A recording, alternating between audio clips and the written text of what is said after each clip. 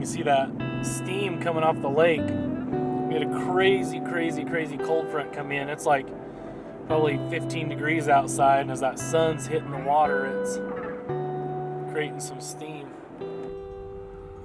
Hey, buddy. We found a few little sheep friends. No, it's not run over any sheep today. Molly cut it out. The bison. Let's be pulling them off the mountain about when it starts to snow on us here pretty quick.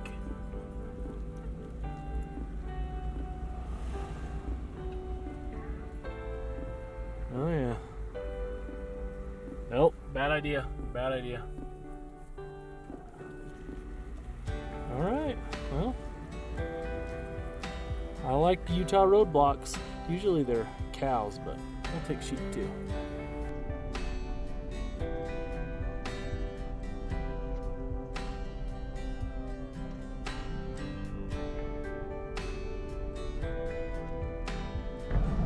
The budding metropolis of Hannah, Utah.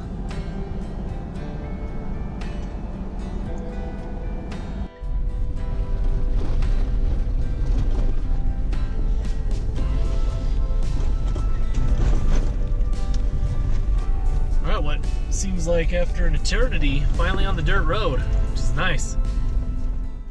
What is up, Backyard Explorers? It is Friday morning. I am in the Uintas, and I am looking forward to spending the next 2 days on the trail. I have roughly anywhere between 150 to 250 miles mapped out. I have no idea how much of that I'm going to be able to accomplish. These are all roads and trails that I have never been on before. Literally, I was just looking on HEMA maps and saying, I want to see if I can get from here to here and then here to here. So this trip should be really fun.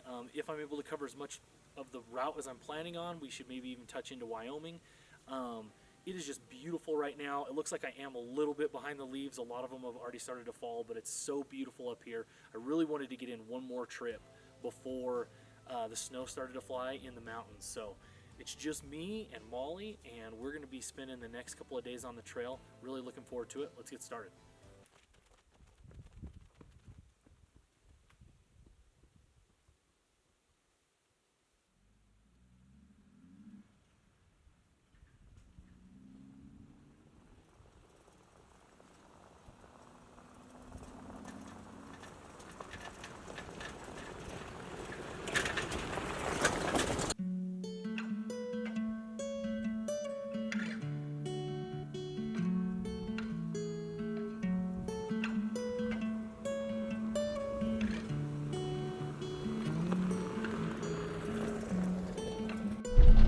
So you got a bunch of guys out here hunting. I've seen a lot of hunting setups.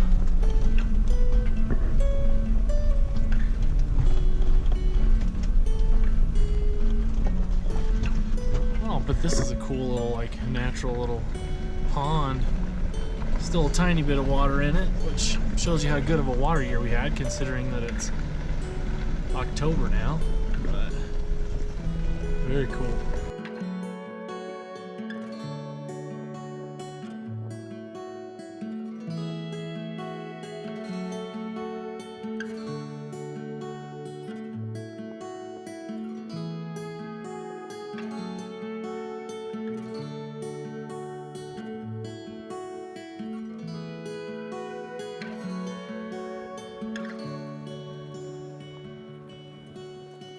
Wow, look at this. Beautiful.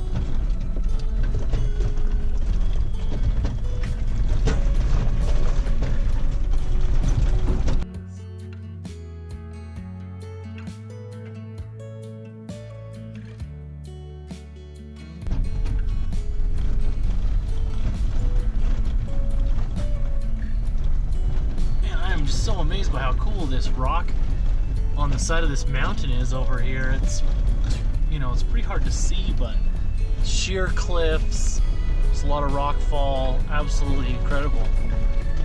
I really had no idea what to expect on this trip. I've never been right in this area, and it is really exceeding my expectations, I guess is how I'd say it.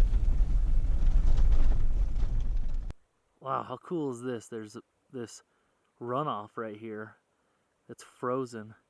You can hear it flowing underneath the ice, but the top's just solid.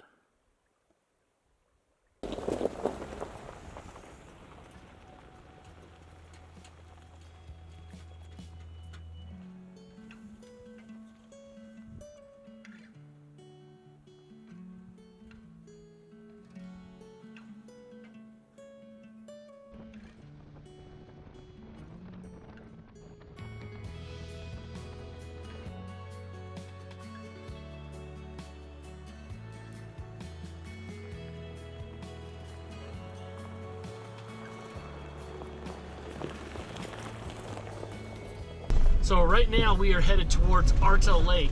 Now I don't think, at least from the map, that this road actually makes it all the way to the lake.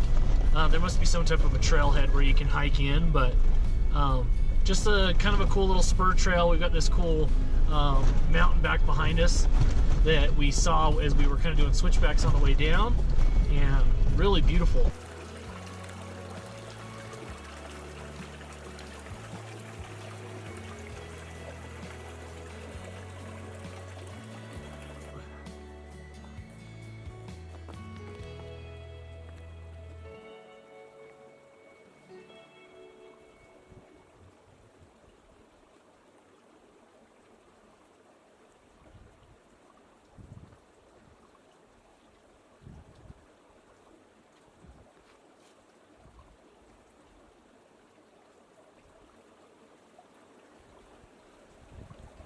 Pretty amazing. This thing's huge.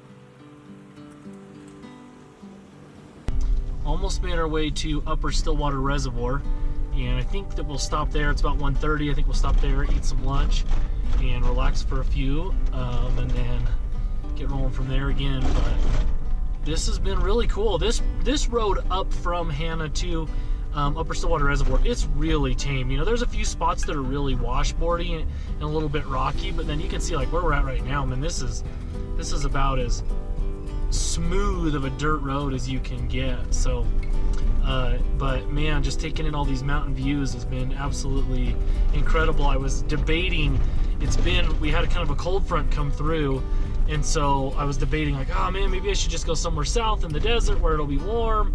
And I thought, nah, I really want to get at least another good mountain trip in. Man, am I so glad that I did. Wow, this is pretty cool. I didn't know that there's this massive dam right here. Figured with the reservoir there would be some type of a dam, but man, this one's huge. Alright, so admittedly, Upper Stillwater Reservoir is nothing like I was expecting it to be.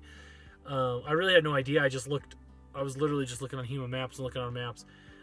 There's a lot more structure going on here. The dam is absolutely huge, but it's also pretty restricted.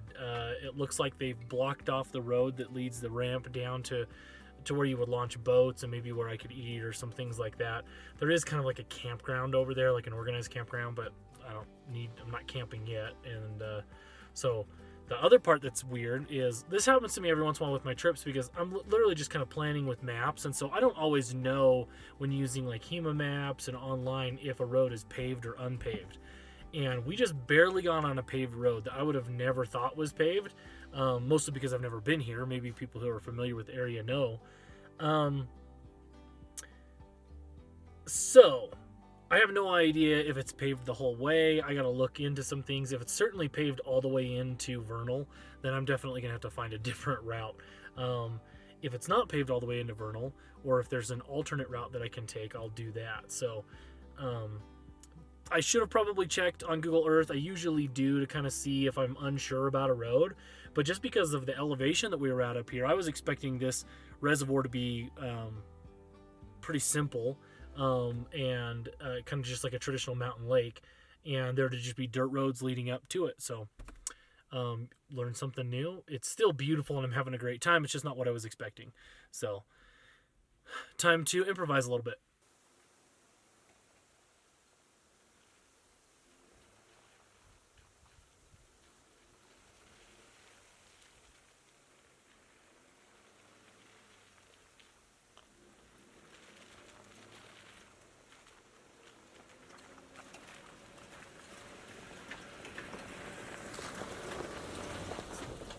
Alright, well, this road up to this little bare lake that I'm going to go to, man, it's not your traditional little paved forest road. This has been pretty fun.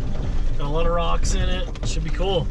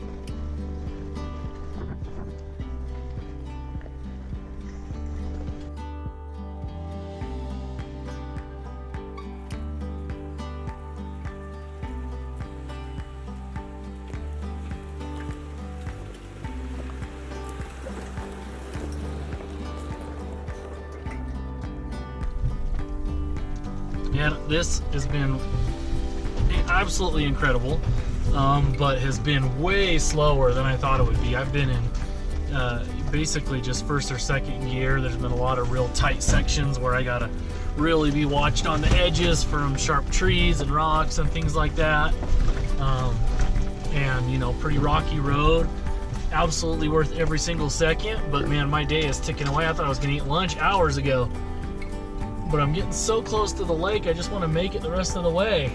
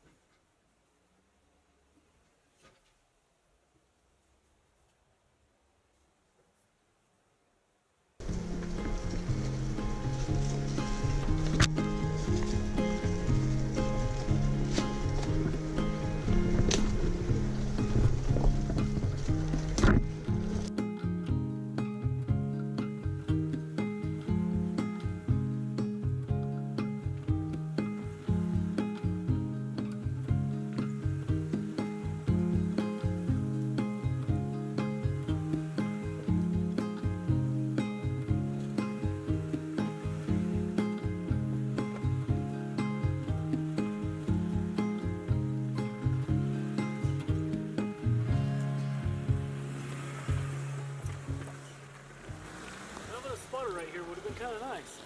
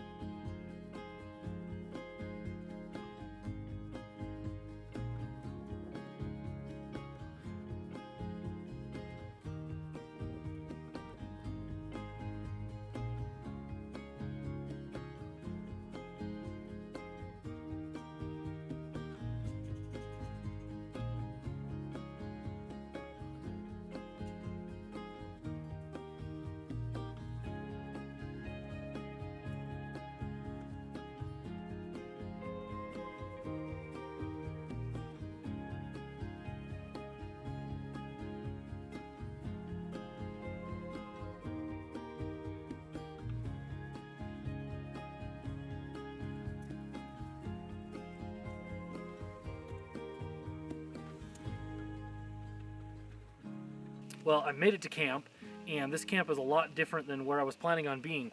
I was actually hoping making it really close up to Flaming Gorge today, and when I was up at Upper Stillwater Reservoir, I was getting concerned when I saw that pavement that I was going to get way ahead of myself and end up being on pavement for a good portion of the afternoon.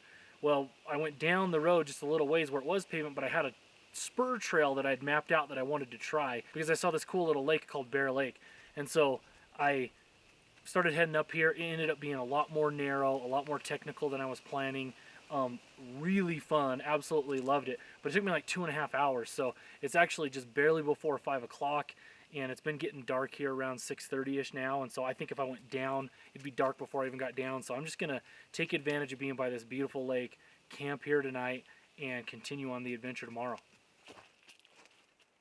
So I'm a little bit curious, wanting some feedback on what you guys kind of think about around the camp footage. So when I started this channel and I brought Mike on to be part of my adventures when he picked up his 4Runner, I loved the trail footage that I saw from different channels and different things like that, and that's what I liked the most. And so that's what I tend to do the most of, is kind of just showing the trail footage and stuff like that, and not really showing you little hikes that we do or setting up camp and cooking and things like that. And part of that is because, well, one, I like the trail footage best, and a big part of it is when I bring in the kids, like when I get to camp, it's almost like full go, working with them on getting food set up and cooking and picking up and keeping them busy with activities and stuff like that. And so I end up kind of putting the camera away and not doing as much video work. But I do want to incorporate at least a little bit more footage just like around camp and maybe show you some of the stuff that I have set up. You guys know my setup's really simple. I'm kind of a get gear as you need it and as stuff wears out type of a person. And so but I do think that I have some things that I could share with you that I think would be interesting. So let me know in the comments, do you like footage around camp, or do you just want to watch trail footage? All right, here is a quick look at the sleeping setup I've got. I usually put down some type of just like a foam roll-up pad, and then I put down a Speedlight inflatable mattress. They're one of those self-inflating ones. You just pick them up at Costco. Nothing fancy here. Eventually I'd like to get something that's a little bit wider, actually, because I'm pretty broad-shouldered. But since I have this one, not bad. I usually put down some type of a blanket just to kind of help with warmth from underneath. Then depending on how cold it is, I'll either just use my sleeping bag like a blanket, or I'll actually zip up and get inside it. I really don't like mummy bags. I'm a big guy and I just feel super uncomfortable in them. But this is basically a 0-degree bag, which should be good. I think it is actually going to get down to about 13 tonight, so I'll probably have to zip up in it. But it's extra spacious. It's a wide bag. Takes up way too much space. I'd love to come up with some other type of a solution because this one's just so big. But mummy bags, I just get so claustrophobic in them and don't sleep nearly as well. When I sleep by myself, I put head up on this side and then I scoot the driver's seat forward a little bit, and then I can put my feet in and I don't have to crunch or anything like that. I'm 6'2", so I fit. But when I'm with the boys, we always have to sleep the other direction because the back of the Jeep's a little bit narrower. So we'll sleep the other direction so that our shoulders can be up at the top and then their legs can be down here on the narrow side. And that's how I'm able to sleep in here with myself, my 7-year-old, and my 4-year-old. We are getting a little bit tight. The last trip that we did when we were together, the boys really wanted to take the tent because they were feeling a little crunched inside the Jeep last time. So probably getting to that point where we're going to have to transition to some other type of sleeping arrangement. So I'm really curious about your guys' sleeping arrangement. So do you sleep inside your rig? Are you using a traditional tent? Are you using a rooftop tent or a swag or something like that? For me, my favorite by far is inside the rig.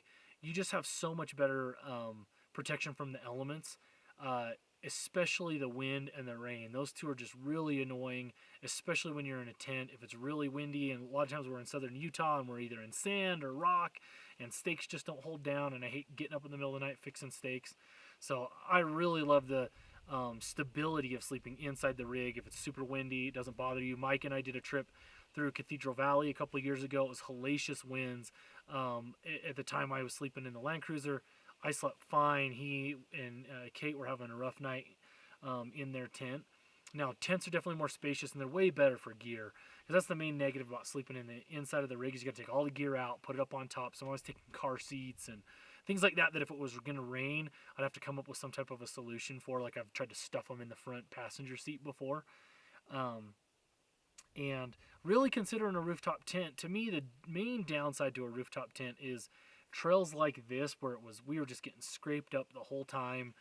There was multiple times where there were trees where I had to get out and check to make sure that we weren't going to hit with the roof rack and things like that. And if we would have had, another, 6 inches to 1.5 feet or something like that with a rooftop tent, we would have never been able to get to this spot right here. So to me, that's really the only main downside. I love that they're attached to the rig, so even though you're going to get a lot of flapping, you're not going to have to worry about it like setting loose like a ground tent. So I've thought a lot about other solutions. I love like the Ursa Minor, but it's just so much money. That's just the main downside to it. It's just $7,000 is like the entry point to getting it with no rear windows and things like that. And so it's just, that's a lot of money to invest in a weekender type toy. If money was if money wasn't of consequence, I would definitely get one. I love the flexibility of just, popping that top and being able to sleep really quick. So I really like the iCamper hard shell. It clams open like this and then folds out, and it's basically the size of a queen, which would work really well for us because we could sleep, Lauren and I, the baby, and then we could either put the boys down inside of the Jeep, or we could put one boy up on top with us and then one boy down inside. We could probably all snug in up top, but wouldn't be as comfortable, and we have other solutions. So I really like those, and they're about half the cost of an Ursa Minor. So that's another thing to consider. So, but let me know. Tell me about what you guys are using for your sleeping arrangements. Are you usually sleeping inside? Are you doing tent? Curious. So I knew with this cold front that was coming in that it was going to be really cold. It's not even 6 o'clock. It's in the low 40s. I think it's supposed to get down to into the teens. So I'm going to do some moving around, walk around a little bit, keep warm, enjoy the last, 45 minutes of sunlight, and go from there.